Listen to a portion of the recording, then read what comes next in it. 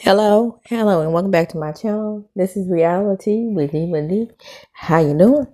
This is going to be my episode recap of Beyond the Gates, and I do the weekly recap, so I am actually almost 2 weeks behind because uh 53 through 59 episodes they already played, and then 60 through 64 60 through 64 they've already played. So your girl been busy, your girl been grieving. Like I said, my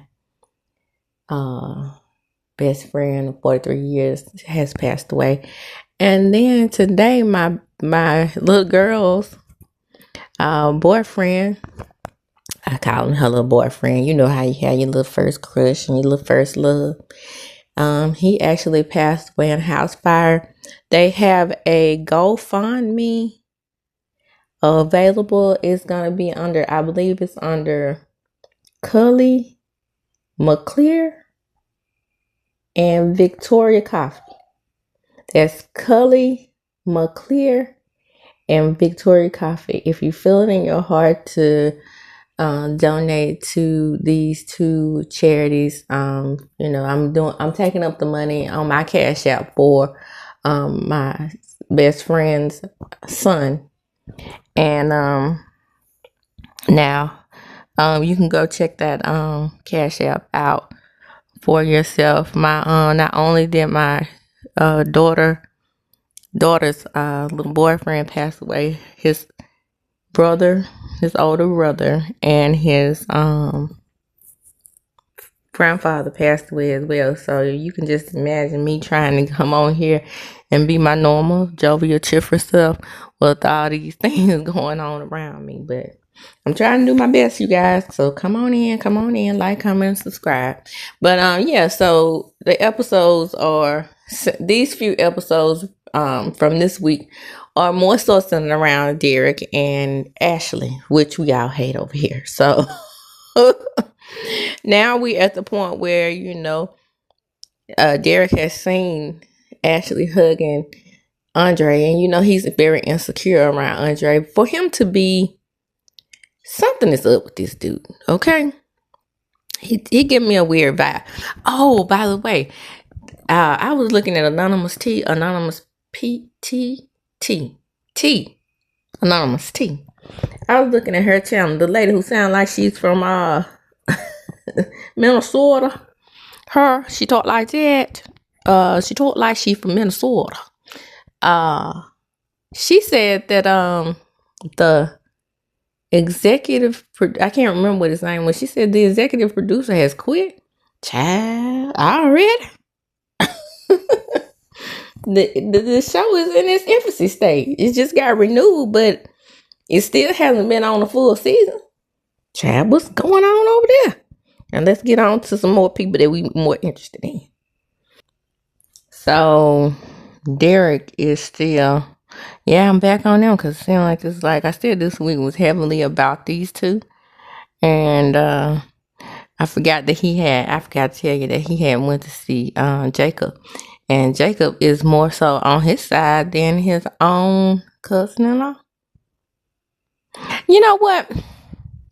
For me, I'm feeling a disconnect on this show due to, I know they're not supposed to be in his face all the time, but even with that executive producer leaving, I have a little small critique here. They're gonna have to really start honing in on that familiar connection over there with the Duprees. Have a dinner one night and Ted is trying to make up with Nicole, and Andre is there, but he can't keep his eyes off of Danny. I could tell him what to do if their executive producer don't want to come back. You know what I'm saying? So Chelsea, she goes to her mom instead of her dad. Her dad thought she was gonna come to him for something.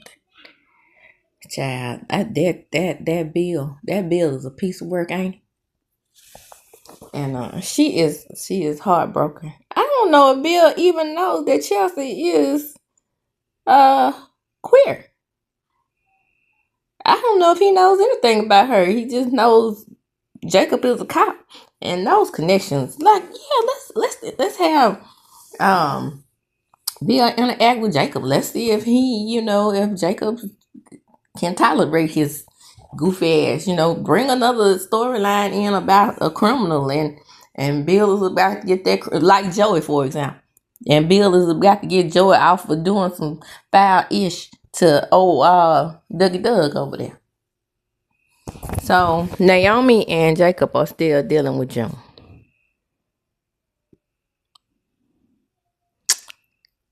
Yeah, that may be why old boy had to quit. Cause now I'm looking back at this thing and he is very Tyler Perry in this shit all over the place. Because now we're on to something else with Jacob and Naomi, and their storyline is centered around somebody that we hadn't seen in the recent episodes.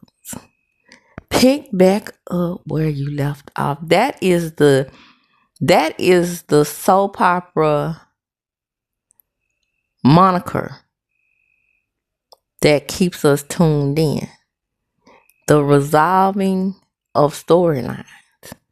See, when Tyler Perry was looking at All My Children and Dynasty and Dallas and all those soap operas and nighttime and daytime. Ooh, I missed the nighttime soap opera. Whew. And he was trying to pattern them off that. The thing he didn't know how to do is tie shit up.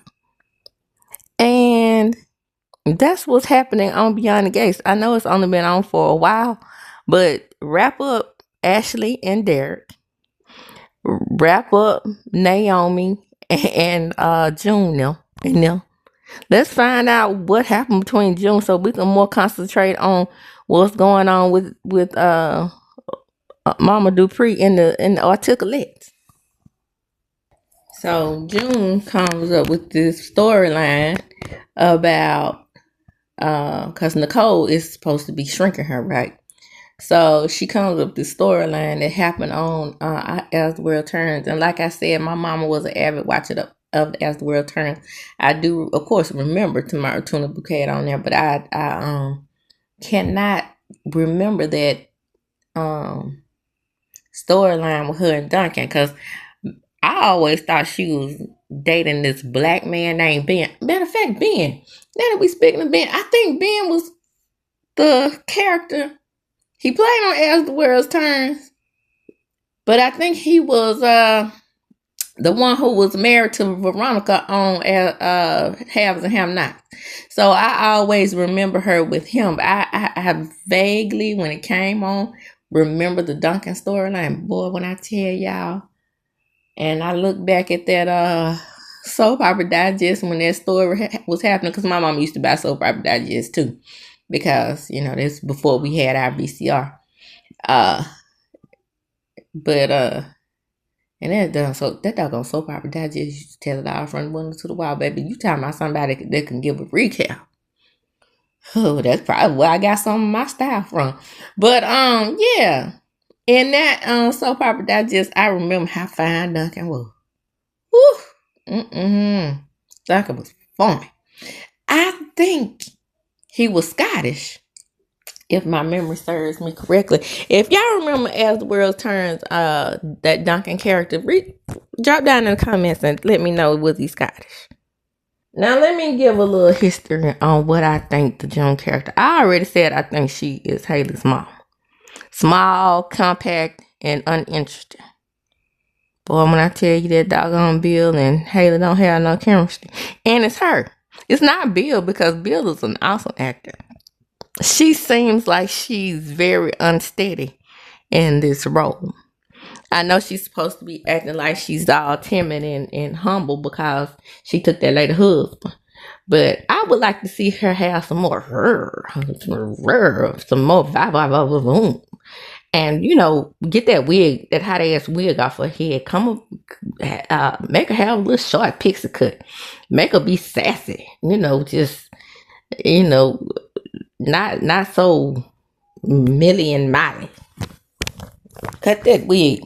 Or give her a hard bob. Yeah, I need me another vixen like old Leslie Dana. See, because Leslie Dana, Sherry, what is the other name?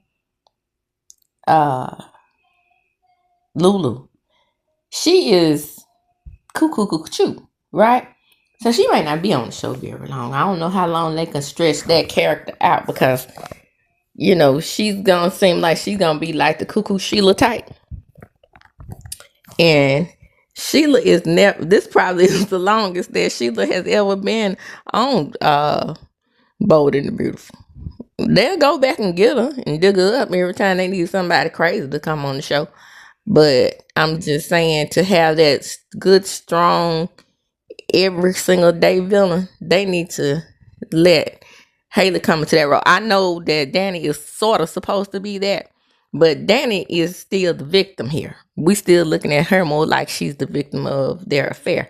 I want her to just, to kind of judge it up and be in a Alexis character type. Well, I take that back. Now that I'm looking back on things, maybe they wanted her to be Mickey and Miley. Maybe they kind of patterned her from Crystal. Because Danny may be the Alexis. Well, let me go back and rethink that thing. But they could give Haley some judge and take that damn hot ass wig off her head. She's so little and that damn wig is so big it take over her whole head.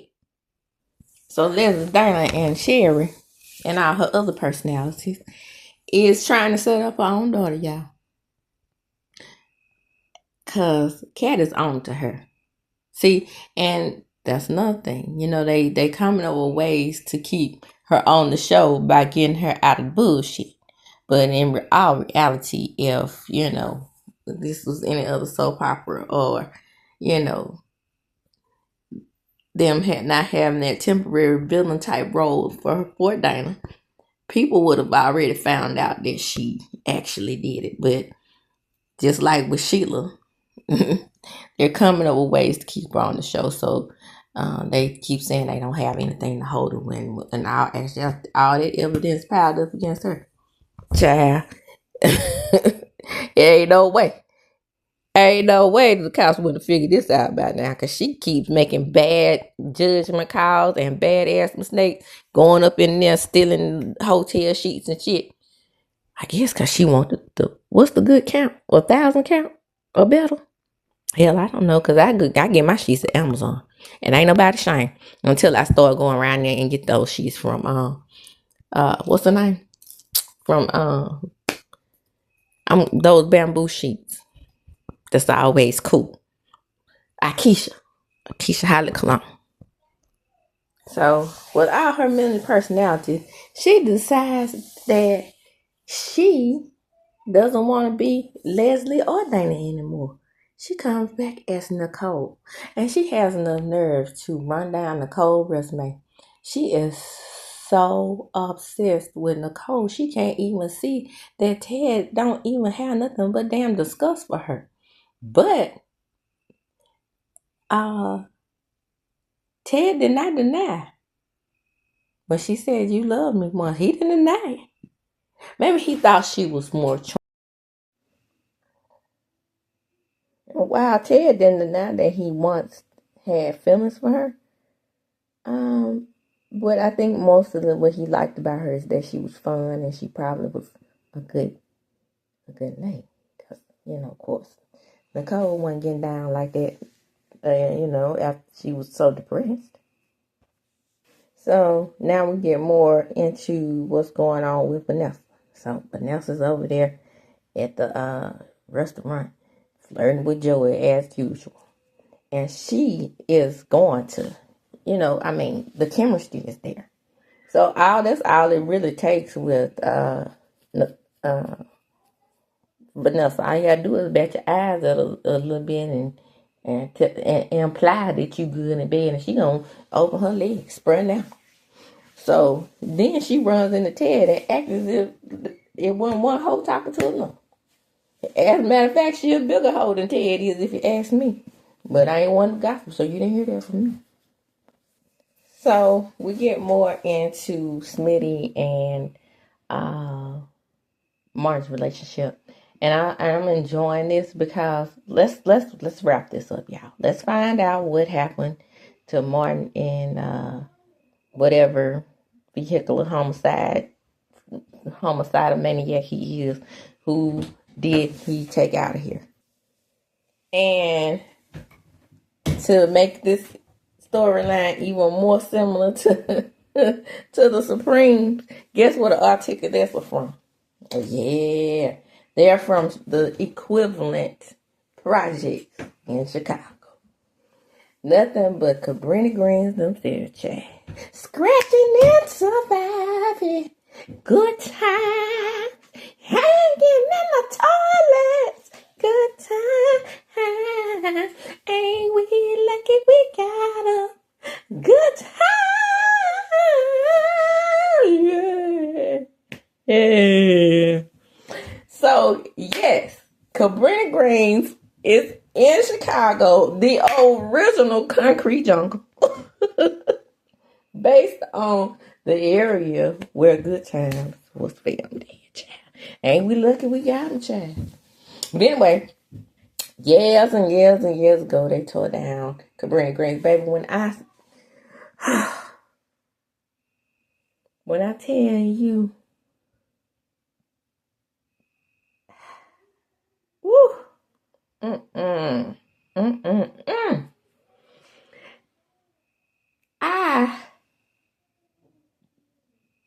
baby, Cabrini Green looked like the damn.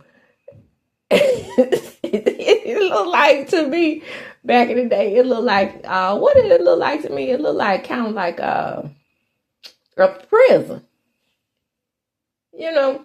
But you know, how could you not have crime? You know, you got people packed in there like lab rats, and that was the idea of the project. You know, create these concrete jungles, and then you have people living on top of each other, and then you know you can't have anything but crime. But you know what was packed over there?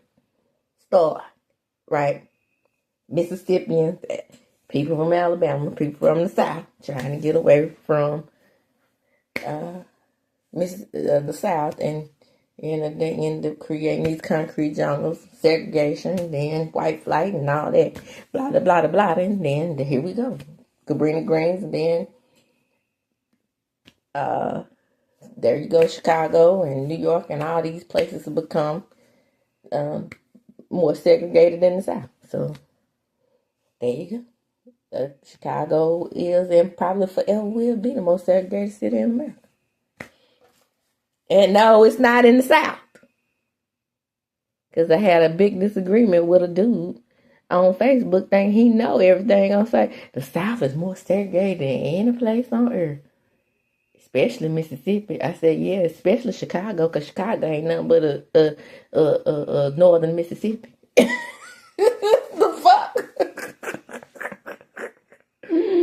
The Midwestern accent from, and I'm gonna tell you another thing too, because this is me getting in my historical bag.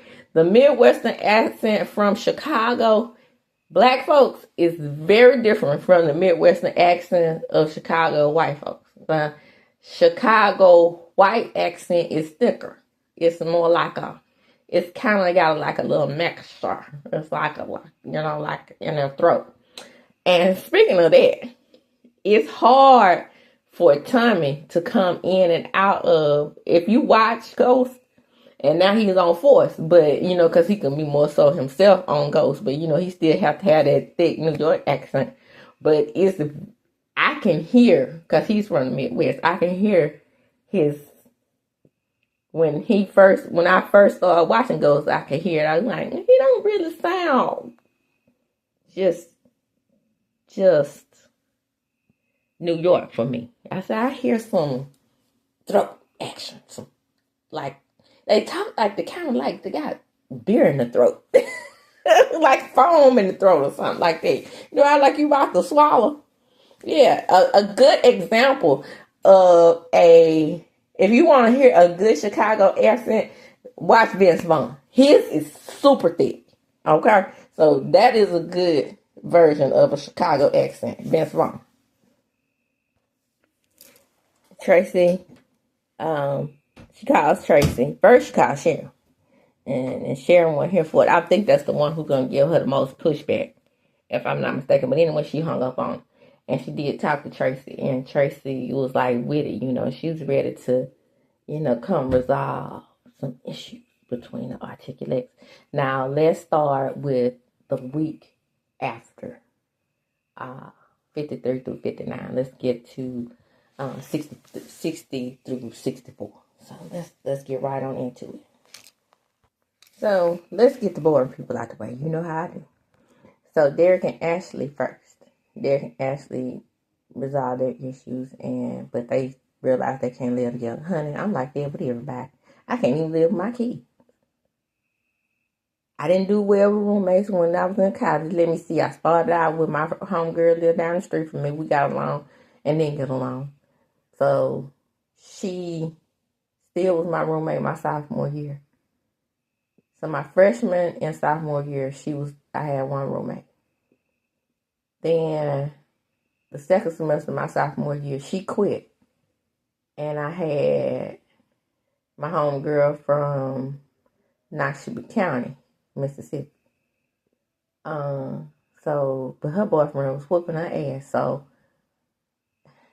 I ain't that friend. She come to school with black eyes and stuff and whatnot.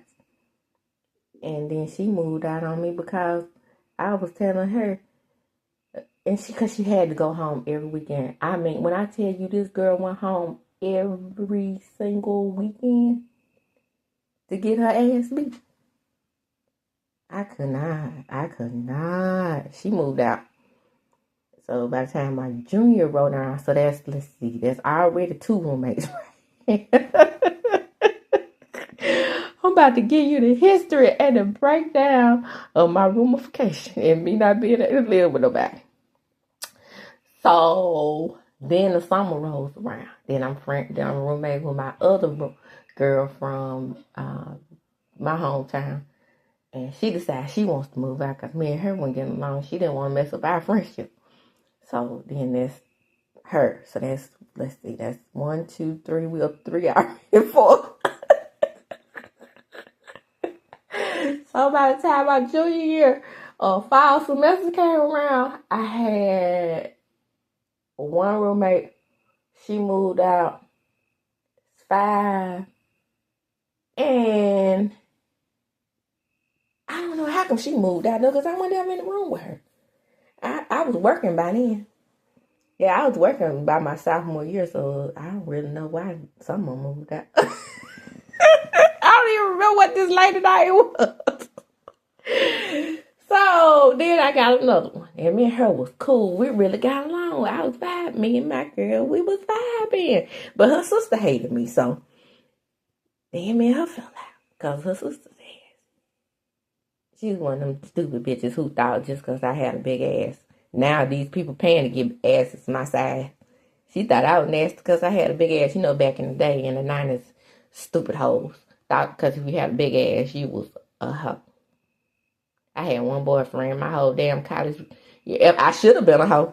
Hell, if you really want to know the truth. But anyway, so yeah. Then she moved out. So when we were up to 7. Then that summer, I had another roommate. So that's 8 already. I probably had about 10 roommates. And then by the time my second semester, my freshman year rolled around, I was out. So when I got out of college on my own, I was Carrie Bradshaw. Living my best life. I knew I couldn't live with no bitch. And when I say I can't live with my kids and they nasty, I can't live with them. I can't live with no nasty folks. My apartment was suitable to me. Just semi-junky, lived in looking, but yet it's still not nasty like my kids. So, we had Kat and Mona, and Kat is, like I said, she her nasty bag, y'all, or her Velma. Did Velma from Scooby-Doo, did she have a last name? What is Velma's last name? Did any of them have a last name? We learned more about their origins on a pup named Scooby-Doo, but I don't even remember if any of them still had their last name. I know they were sitting in the class, Scooby-Doo, Scooby-Doo, a pup named Scooby-Doo. I don't know if they had last names on there either. But anyway, the point is, Velma, she in her Velma and Nancy Drew bag. So, child, you can't tell her nothing. Even though Mona is peeping really technically how dangerous Dana Leslie and Sherry is. I mean, she would go to anything, any lengths to get to what she wants. And that's pretty clear by using Mona. So Mona, really picked up her vibe once she realized that she was about to enjoy the bird. So she's telling her to be careful. Cat has made it up in her mind that she's gonna be cool with her daddy. And ain't nothing wrong with that. Ain't nothing wrong if you ain't nothing wrong with her getting on with her dad. And it's just a matter of her coming to the same place Martin is with Eva. Because what would it have been like just to have another sister? Because sometimes the outside sister and the inside sister, they get along. I don't know if anybody like that personally. Yes, I do. My mother, well, it's kind of different. My mother got along with her outside sisters, but that was different because my granddaddy, he remarried a younger woman. Like Mr. D. But he didn't put his damn hands on my grandma. My grandma wasn't about that life. And in turn, she passed that on to most of her grandchildren, because some of her grandchildren, some of them will tussle with dudes. I put it that way. Hell, not me. I don't tussle with no dude. Hit him upside the head with a brick. Hit him upside the head with a brick. Who said that? Who said that? So we about to donate the charity, right? So Miss Leslie, she done went around there and put a horrible hiding place for her motorcycle helmet and the glove. And who's to find it? If Eva found it that easily, by the time cats keep on doing her snooping and what's not, because y'all remember that time it came back on and she had caught Cat in the house and was taking those pictures, and they didn't finish that out. Same difference. I tell you what, I'm about to get annoyed with Beyond the Gates by not picking up right where you left off at. Every other soap opera besides the Tyler Perry Land has perfected that. For some strange reason, Beyond the Gates is not doing it.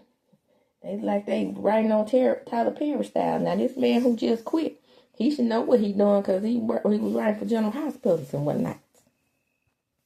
And Leslie does it again. Kicks her own daughter out. And what did she do? But now Eva knows what she did, right? Because she could see her. But because she up and down moving the group, thinking about Ted. She wasn't thinking about nobody being at the door. And so Eva comes in. She's like, Mama, I want to come home. She's like, go over there with the parents you want to be with again. And I'm like, this man. That's what's making me even stronger believe. Y'all, I haven't got rid of my theory. I strongly believe that she stole Eva from somebody. And that somebody was probably Nicole. I know everybody tired of the twin storyline. When I tell you that everybody on damn Young and the Rest of them had an evil doppelganger. Y'all remember Miss Chancellor had that evil doppelganger? And then they became friends. And then John, Jerry Douglas wasn't quite dead yet. And so they brought on this dude to play him, to fool Jack now. Child, it was a mess. But anyway, this is kind of different. This would be like that story about that girl who connected and was closer to her, I forget that girl's name. That was closer to her stolen mama than she was her biological mama. That girl kind of kooky though. But I mean, she was brainwashed, but she still kind of nuts. But anyway, that's neither here nor there. She done packed evil shit up in a garbage bag, y'all. Now, y'all know, if y'all know anything about social work, y'all wouldn't know how much we hated fucking garbage bag. Because I would get so mad when my children, my foster children, and I come over there and I done sent my foster children to them damn bitches who decided not to keep them. Because sometimes foster parents don't work out. The chemistry don't be there.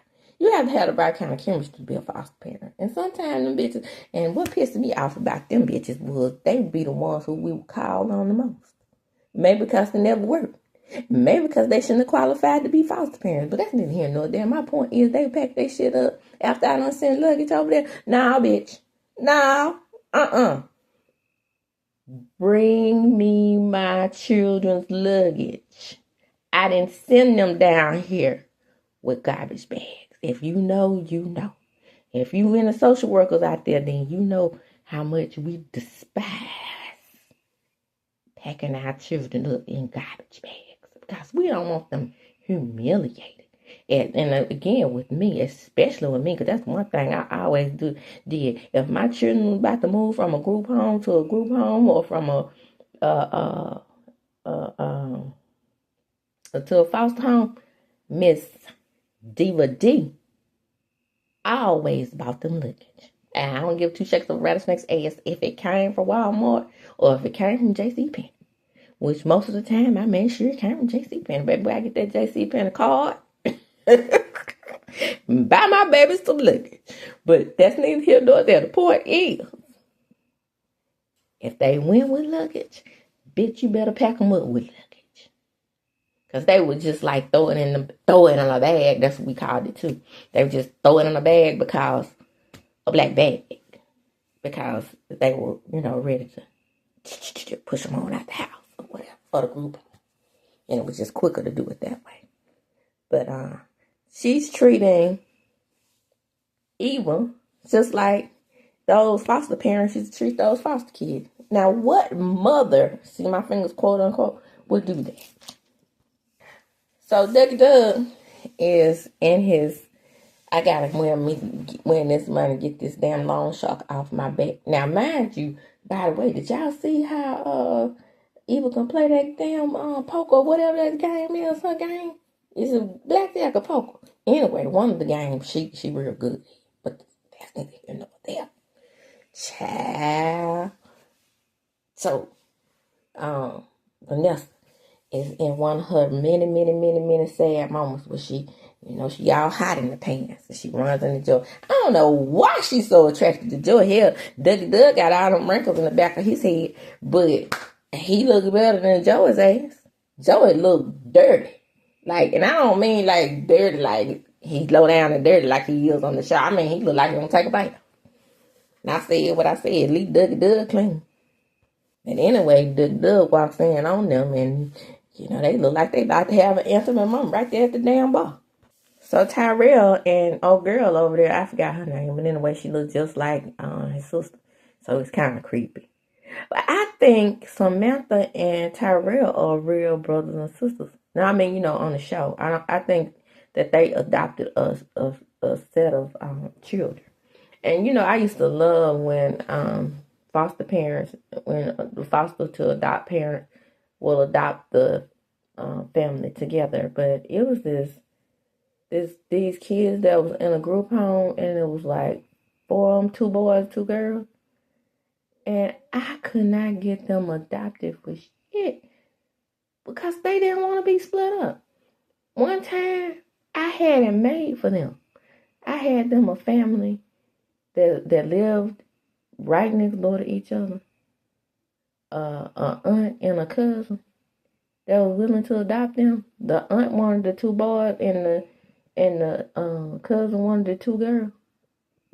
But they were like, they wanted to live under the same roof. They could have saw each other every day. They did not want to be split up. I was like, I just got tired of them here. But anyway, this nice white family adopted them. They were biracial children anyway. They weren't biracial, but they looked biracial.